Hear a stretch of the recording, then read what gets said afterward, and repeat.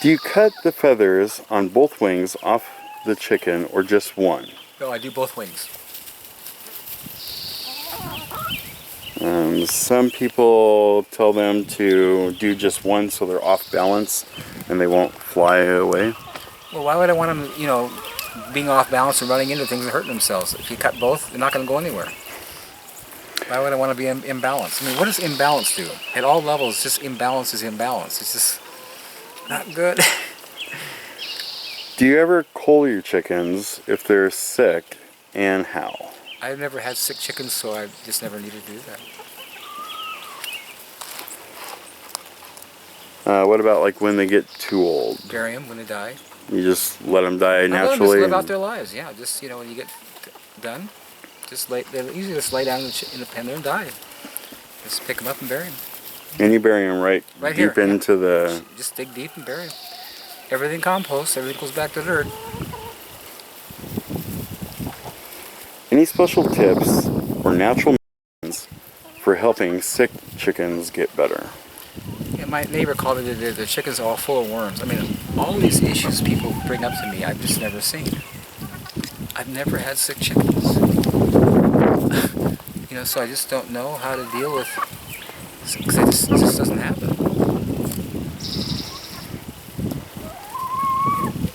I can't figure out how the chickens got worms in the first place. I'm just like, how does that happen? Do you dump your garden waste and lawn waste in various spots in the chicken pen and leave it there until it turns into soil, or do you eventually mix it together once the chickens have had their way with it? Well, if you watch chickens, you wouldn't answer that question. Wherever I dump it, they move it. They change it. They're on it. So it's not like you have any control over it. It doesn't matter, man. They process it. So you don't turn the piles at all? No way. You can see they're turning the piles. You can see I just dumped all that stuff in there. You can see they're just ripping right through it. So they don't need help. Do you mix your coop floor bedding into the pen area or directly into the garden each year? That floor bedding is so potent, so rich. I used to, now I'm going to take it over here, and I have a whole bunch of celery in the garden. I'm going to put it in the spot in my orchard. I'm going to plant all my celery in it because it's like dynamite. It's what's making this wasabi grow. Like, I just tell you, it's in that chicken pen, so it gets no rain on it. There's no weed seeds in it. It's just potent chicken manure mixed in with horse manure and wood shavings for a whole year. We're talking like concentrated, really like potent gold.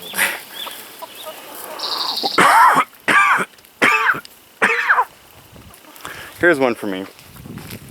I've seen Tubba in and out of there all day long, and Tirza's sitting at the fence. Does she just not know how to get out? She just knows that she's supposed to stay there, and we're trying to train her to stay home because Tova tried to get rid of her when she was young.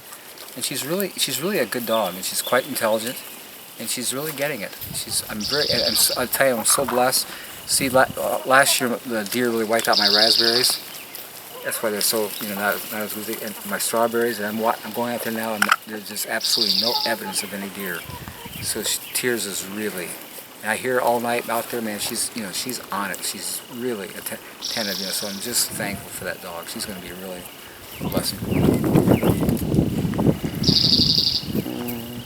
See, I'll bring her every night. I bring her in the house, and when we're really, she's a very sweet dog. We're good friends. But Tirza, hi baby, hi puppy. She's just a good dog. See how she's looking at those chickens, so? Oh yeah. You can tell, man. I'm wired. I'm a bird dog, man. I know what to do with those. Do you use any special grit with your chickens when they're young? No, I don't, because I eventually get them outside as soon as I can because the ground is a grit. See, again, the thing that amazes me, all these things that we do, that we're told, that make no sense. Who's given chickens in nature grit? Dirt is grit. They know what to do. I mean, it's so bizarre how people have in chicken pens these dishes of grit. Thinking like, what is up with that? It's all grit. It's all dirt. They know what to do with it. Okay. Any tips on integrating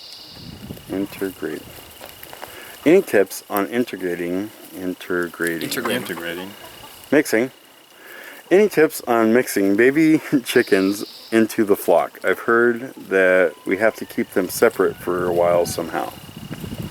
Well, if they have a mom, she'll watch over them. She's real good. If they don't, you want to let them get a little bit size so they can move out of the way, because the big chickens could be, you know, hard on them. There's always that pecking order, and it's amazing how established it is. You bring a new chicken, the whole thing adjusts. They're all going through it because there is definitely a pecking order in the group. And so when new chickens come in, they have to establish that. And so when they're little, it's kind of hard on them because there's definitely they come into contact. When you buy chickens, Murray McMurray hatchery. yes, Murray McMurray, how old are they before you throw them in with the rest of the... Well, I usually wait for they to have good feathers. I want them to be warm enough and covered. I make sure they're big enough not to get through the spaces of my fence. You know, so just again practical stuff. You know, you just want to make sure that when they get out there, they're not going to get loose. And usually they're quite quick and they fend for themselves quite well. And they'll be okay with, say, these ones here? Oh, they all adjust. Yeah, they all do fine. And you know, I'll buy when I first get them. I get organic starter. I use one bag. Then I get organic grower, one bag. Then after that, they're just on their own because they're good size. I set them out here. They know how to eat. They don't need help. You know, but it's just so amazing how we think that you gotta, give them all this chicken. I mean, if you look at the food they're feeding these poor chickens, man, it's all genetically modified poison. It's junk. If you look at chickens in chicken pens, they're not healthy. They don't look good. Look at these guys, man.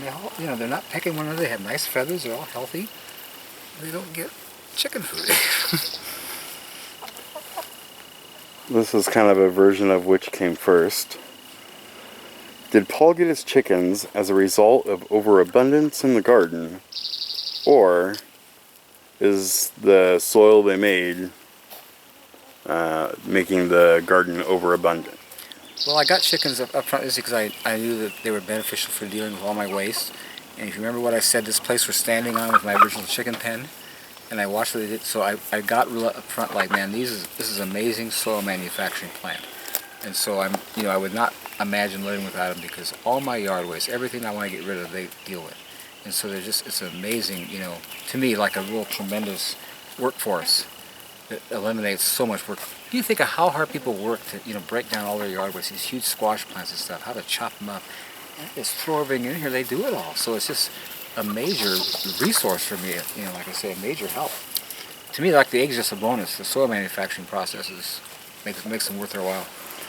When you first got here, and the land was what the land was, and it was all muddy and everything, did you have chickens then? I got chickens pretty quick. So you had it before you started applying the straw or the wood chips or anything like that? Well, I was tilling for years. I didn't know any better. I was still working hard to fail.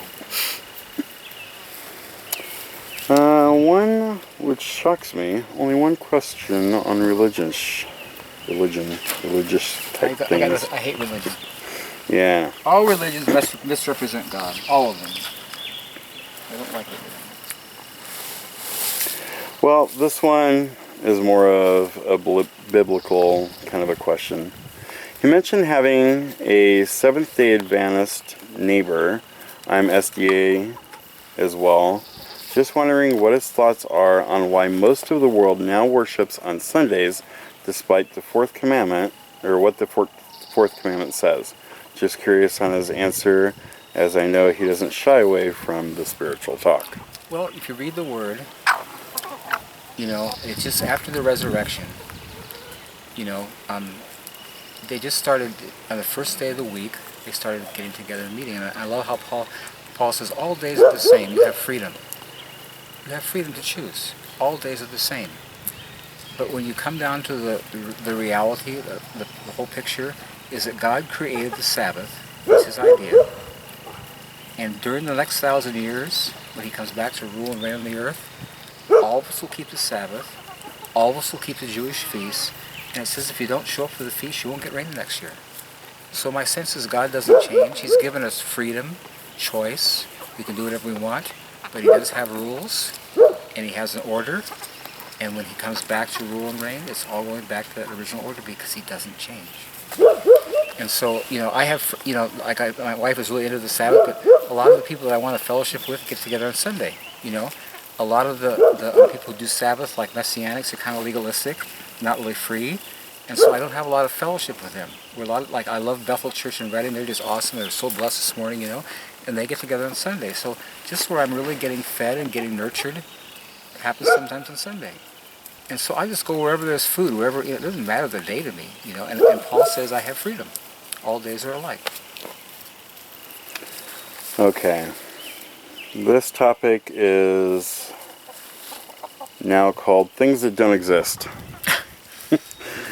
I've noticed a considerable increase of slugs and pill bugs in my back Eden garden due to the increased moisture. How do I control these things that don't exist? Pests. Well, they shouldn't hurt anything just because they're there. I've got all kinds of slugs here, and I can feed them to my chickens when I have time, but they don't bother me because they're not hurting anything. So once your plants are healthier, then they don't touch my healthy plants. Like I said, I've got slugs all over the place. And many times when I have time, I just pick them up because my chickens love to eat them, and I just give them to them, But it's just they're not an issue. They're not a concern to me, And bugs and stuff, Again, I'm realizing all those are created for a reason. They have their place, and I'm okay. I don't need to remove them. Now I do have problems with carpet rats coming to my house because they eat my wood, and so I stop that. But other than that kind of thing, I'm not concerned about bugs. does he have worms in his apples, and how does he prevent them? I have no worms in my apples. No, never. Has he ever had to deal with a borer in his trees? What is a borer in your trees? Something that drills holes and gets into your tree. It's a drills a hole. Kind of like I have the woodpeckers, but woodpecker? they're not borers. It's actually an insect, and I have all those holes in my trees, but it didn't hurt the trees any. My lawn, we're on to grass. My lawn is in bad shape. Parts of it have been taken over by crabgrass, saltgrass, and weeds. Other parts have died completely, leaving bare, sandy soil. I have thought about reseeding and spreading mulch over the whole yard to see if this would work. I would like to ask Paul if you use this method to reestablish a lawn or get dead grass or get dead areas of a lawn in to grow. If so, what would be the best way to do it? You want to use nature to help you, usually fall, winter when it rains, because water is critical. Put down the seed, and what I do is I screen my wood chips with a half-inch screen so it's fine. You don't want heavy material. Put a thin layer of wood chips over it, and then get out of there. Next spring you'll have a great lawn.